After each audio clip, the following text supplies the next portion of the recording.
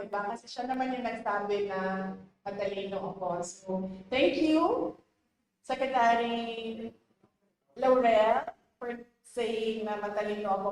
Finally, meron sa administration na nag-recognize kung gaano katalino si Inday Sara Duterte. But, ang sagot ko doon ay, kung siya yung sumagot, hindi naman siya si President Marcos.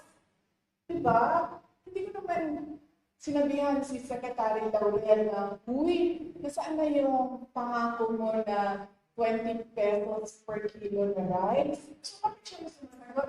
Ang pangalan niya ba ngayon ay Bongbong Marcos? Diba? Tsaka bakit nagtatago yung presidente sa likod ni Secretary Laurel? Si Secretary Laurel ba yung nagsabi? Hindi naman, di ba? Diba? Naalala niyo ba yun?